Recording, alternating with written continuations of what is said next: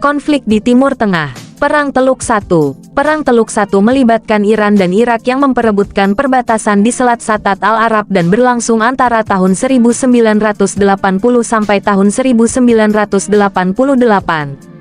Perang ini pecah pada tanggal 22 September tahun 1980 dengan cepat telah menarik perhatian dunia.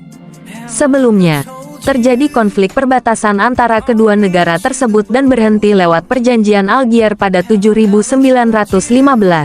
Melalui perjanjian ini Iran akan menghentikan dukungannya kepada pemberontakan suku Kurdi dan perbatasan Iran-Irak di Shatat Al-Arab akan digeser dari wilayah timur tengah perairan tidak lama berselang. Konflik kembali memanas akibat kekhawatiran Irak akan masuknya pengaruh revolusi Islam tahun 1970. Pada April tahun 1980, terjadi serangan granat terhadap Wakil Perdana Menteri Irak, Tariq Aziz. Ini membuat Presiden Irak Saddam Hussein. Presiden menyalahkan pemerintahan Iran. Saddam menuntut Iran merundingkan kembali perjanjian Algier tahun 1975 dan menuntut pengembalian 3 pulau kecil di Selat Hormuz. Pada tanggal 9 April tahun 1980, Iran memutuskan hubungan diplomatik dengan Irak. Pertempuran kembali terjadi di sepanjang perbatasan pada 17 sampai 20 September tahun 1980. Selanjutnya pada tanggal 22 April tahun 1980, Irak mengerahkan 6 pesawat tempurnya untuk melakukan penyerangan di bandara yang dimiliki Iran. Menjelang berakhirnya perang, Saddam melancarkan serangan menggunakan gas kimia beracun ke salah satu basis gerakan nasionalis Kurdi, yaitu di Halabja pada 1988. Tujuannya adalah menghancurkan semaksimal mungkin sel-sel gerakan separatisme kaum Kurdi Irak Utara. Diperkirakan antara 50,000 sampai 182,000 warga sipil Kurdi tewas.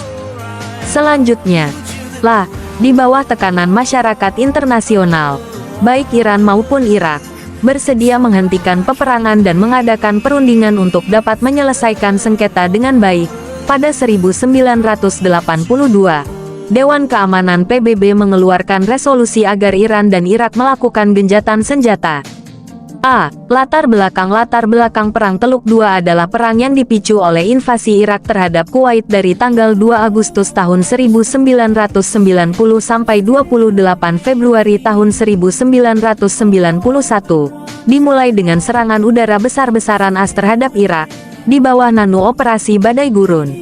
Sebelum Perang Teluk, Irak terlibat perang dengan Iran. Perang tersebut mengakibatkan kemerosotan ekonomi di kedua belah pihak.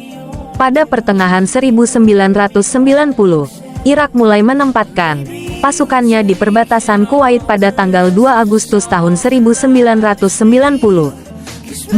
Invasi Irak ke Kuwait dan respons sekutu.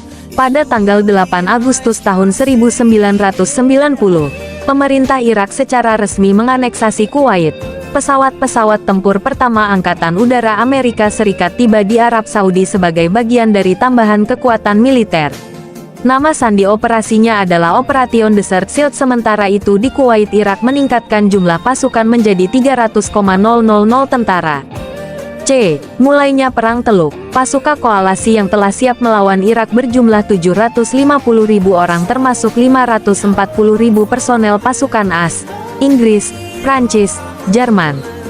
Pada pertengahan Februari, pasukan koalisi memerangi pasukan darat Irak di Kuwait dan selatan Irak. Serangan darat yang masif dari sekutu dikenal dengan nama Operation Desert Sabre diluncurkan pada tanggal 24 Februari tahun 1991. 4 hari kemudian, pasukan Irak menyerah dan Kuwait pun terbebas dari pendudukan Irak. Diperkirakan, sekitar 8,000 sampai 10,000 pasukan Irak tewas. Adapun di pihak koalisi sekitar 300 anggota tewas.